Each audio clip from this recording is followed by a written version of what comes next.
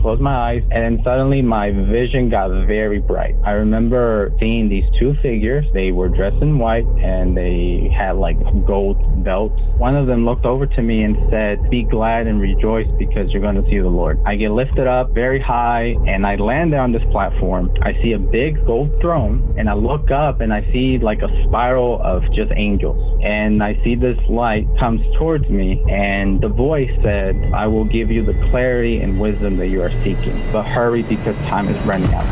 Welcome to God's Voice Daily. I'm your host, Vladimir, and this is the channel where I share daily phone calls with people from around the world who've had real supernatural encounters with Jesus, angels, demons, and everything in between. Some of these calls go on to become full episodes on our main show called God's Voice Today, but here you will hear them raw and unfiltered, just the way they happened. So without any further ado, let's dive into today's featured call. Enjoy. Well, Kevin, we'll jump right in. Kevin, you mentioned in the description that you sent my way that you were taken up to the throne room by two angels during a time of fasting. So can you tell me more about that? Sure. I'll backtrack just a little bit because there's a little bit of context to that. So sounds good. This was 2021. This was May. And I'm miserable at this point. So it's a year into the pandemic. I'm out of college, but I have no career. I'm sick, so I haven't been working for maybe about like 4 or 5 months. But I'm searching, and I've been searching for a long time. Like I'm soul searching. I'm reading self-help books and productivity books. I'm doing everything, but I just feel this big void. And several years back, I'm noticing God knocking on the door, but I wasn't responding until, May 2021. And so, on May 23rd, 2021, I actually had a dream. The night before, I remember telling God, I said, "God, if you are out there, if you are real, then I just want you to take full control of my life because I can't do it anymore. And so if you're out there, just do whatever you want with me."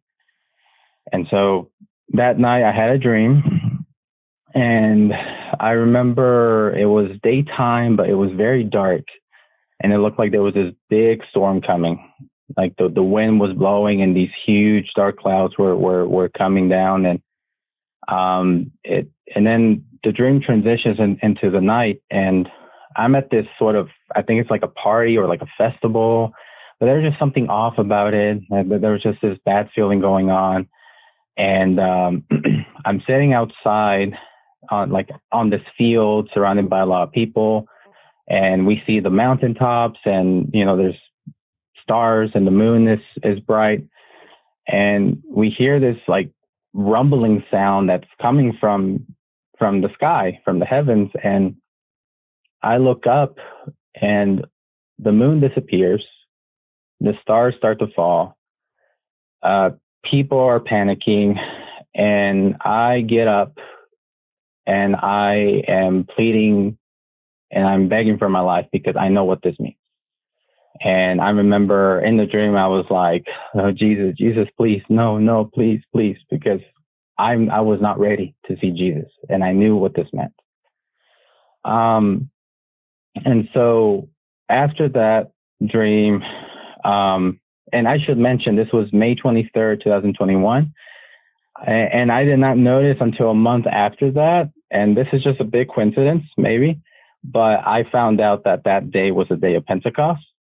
So big coincidence, maybe, I'm not sure, but throughout that week, I'm feeling like, okay, like this is from God, because that dream was just not, it wasn't just a product of my imagination. Like, this is God.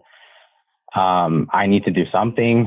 I'm not in the church. I don't know anyone. So, I mean, what can I do? And so I came across a video on YouTube about fasting.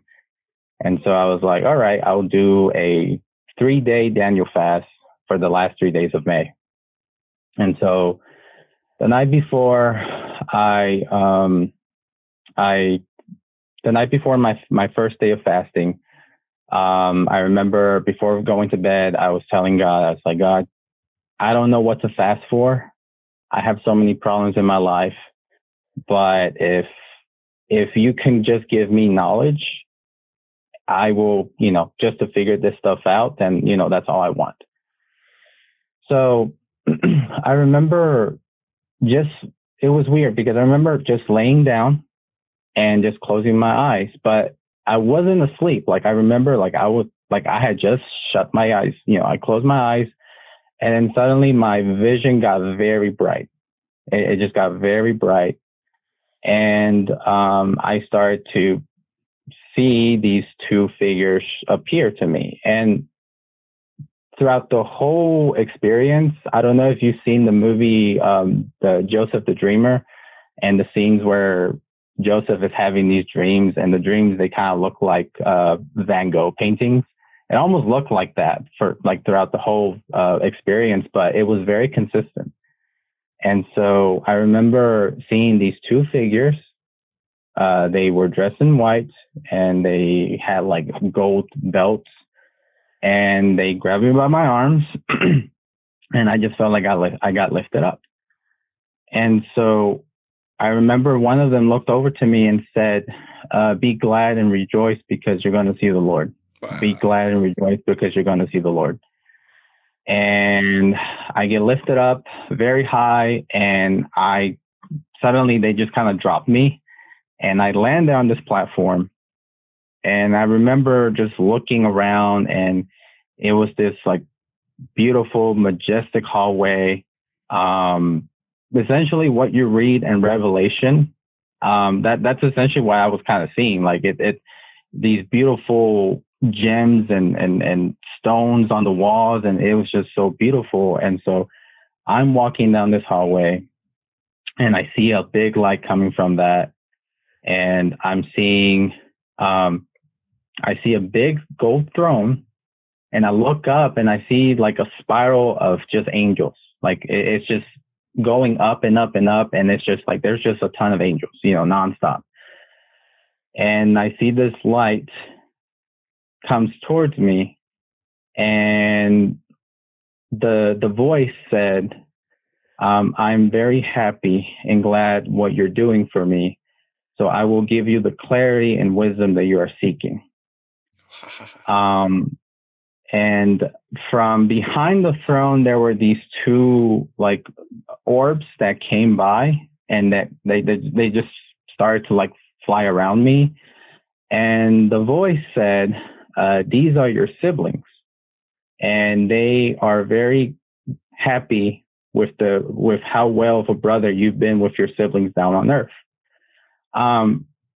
And I knew that, so I have two younger siblings, and I knew that my mom miscarried after me, but I did not know about the second one. And so I actually asked my mom, I'm like, hey mom, did you miscarry twice? And she's like, yeah.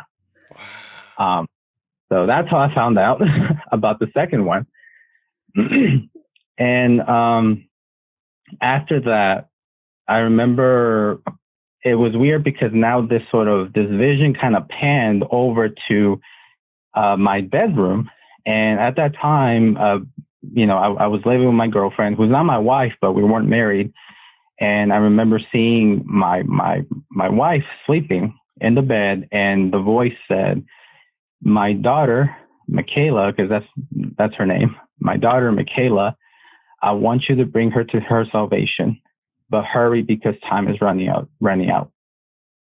Wow. And then suddenly this man appears to me, which I know that this was Jesus, because he was beautiful. He had long hair. He had a beautiful crown. His eyes were fire. And it looked like he had like a robe. It was kind of, I can't remember if it was like a red, purple robe that he had over his shoulders. And he came up to me and he said, the enemy's going to come after you because it knows what's been revealed to you. But do not worry. I am always there for you. Just call out my name and remember that I love you. And so for a second, it's like I heard this voice that just like a big scream in my head just said, "Wake up!"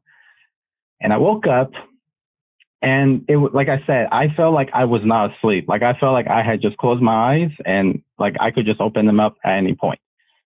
And it was weird because I felt like from my chest up, it felt like it was lifting up, it felt like my spirit was out of my body. That's the best way I can explain it.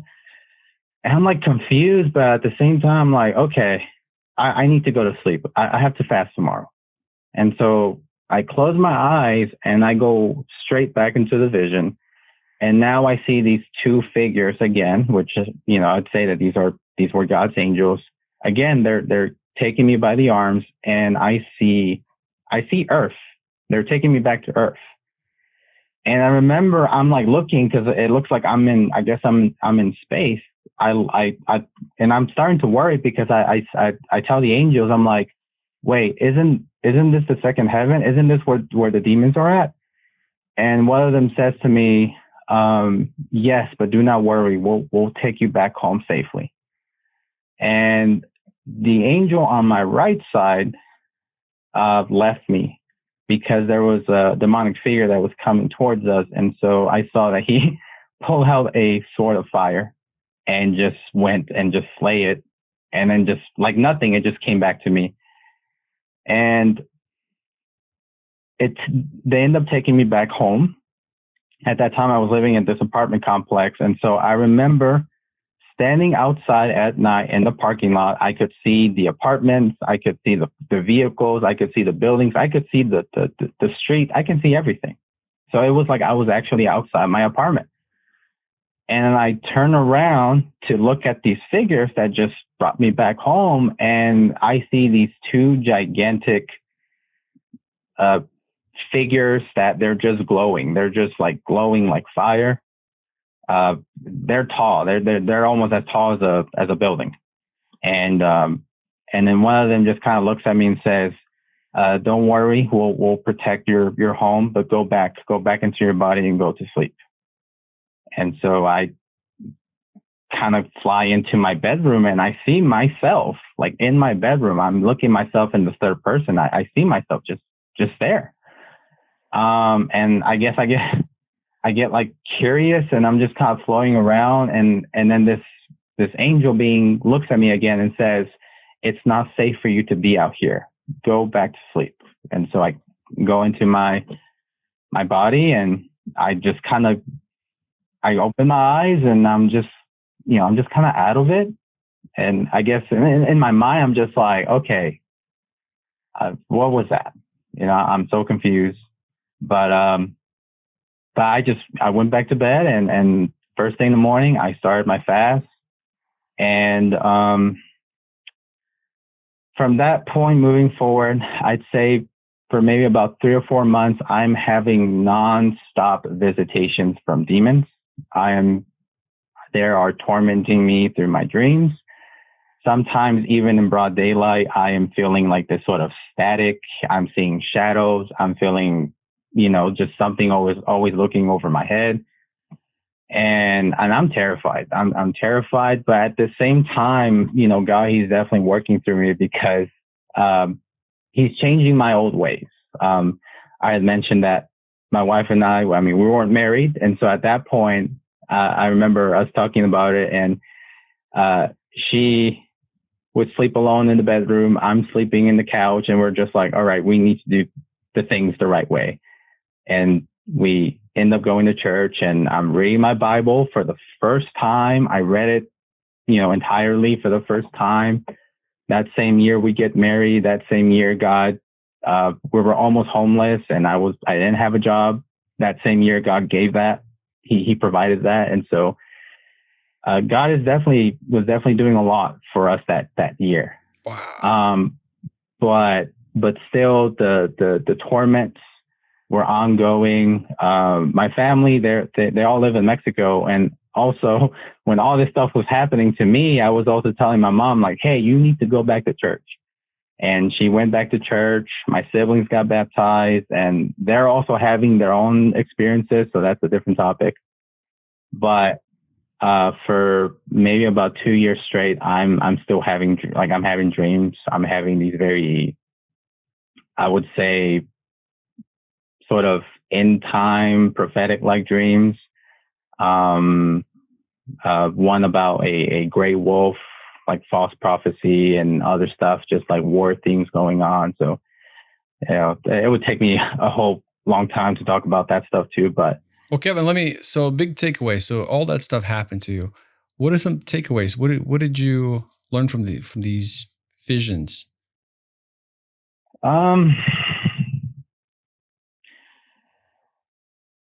Well, for the first time, I knew what it felt like to surrender everything, to submit to. Sorry, I'm getting a little emotional. To know what it's like to submit to something higher, and that regardless of how far you've been away from Him, because I knew God, like I knew of God. I was raised in the church pretty much my whole life. As a kid, I knew of God. I knew who Jesus was, but I didn't really know much really about Him. And once I got into college, I just completely disconnected from my faith because of like church hurt and stuff like that. And so I would blame that on God. But even despite all of that, God still had mercy on me. And after these experiences, I mean this sincerely. I felt unworthy the whole time, because I'm like, if I share these things, people are going to think I'm crazy. And at the same time, I don't want to share these things, because then I don't want people to think like, oh, you feel more righteous. I'm like, no, it's like on the contrary. Like I just think about Paul, where there's like I think it's like 2 Corinthians 12, the thorn in the flesh, and there's a man that goes into the third heaven and sees something, and I remember reading that. I'm just like, okay, like this sounds very, very familiar. And towards the very end, Paul, he's just so humble about it to where he just doesn't want to talk about it, and so that was sort of the approach I was taking. But during this whole time, I know that God was not only trying to get me back to walk in His path, but He was also trying to get me to bring other people back to Him, because a lot of division has been taking place in my family, like divorces everywhere, and people getting involved in witchcraft, and just a lot of terrible things happening in my whole family, and I'm sure that's happening across, in many other families around the world. But I'm also taking from all this is that, Jesus is coming. He's coming back. He's near. I know I'm not the only one. I mean, in your channel, I mean, people are saying similar things, and I can relate to that. I've been feeling this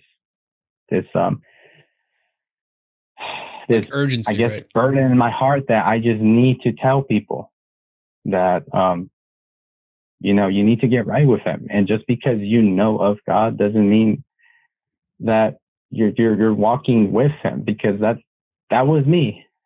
And so, Well, and that was me too. I think a lot of people that eventually, on the Christian walk, it becomes just knowledge. But knowledge, information without application is just entertainment, right? Knowledge is potential power. It's not enough to know. You gotta, first of all, you gotta apply the things that you know. But when it comes down to the relationship, you gotta engage. You gotta get time. Like my father called me the other day, 2 days ago, and he was just reminding me, like, "Hey, I see you're busy. You're cranking a lot of stuff. Are you spending time with the Lord like you should?" I'm like, you're right. I should be spending more. First, seek the kingdom of God and His righteousness, and the rest will be added unto you. My first thing in the morning when I wake up should be on my knees, praying, reading the Bible, stating the Word. Give Him your best, your first hours, right? And thank God for for people like my father, for you, reminding others how important it is to be connected, because the times are coming where you got to hear for yourself. If you're not connected to the Holy Spirit, if you don't have that relationship, it's going to be tough. Yeah. It's going to be tough. Well, Kevin, man, thank you so much for sharing all of that. Wow. Would you be willing to hop on the live stream and share that with everybody on both channels? Sure. I'd be happy to. Like on camera? I'd have to pray about it, but right. I'm inclined to say yes. Okay, cool. Yeah, well, I will play this one regardless. This will be a standalone episode, and I'll play it in a live stream as well. But Kevin, thank you so much, man. This was awesome. Appreciate it. No, thank you, and thank you for what you're doing. You know, you're definitely doing the Lord's work, and I pray that God continues to use you for His glory. Thank you.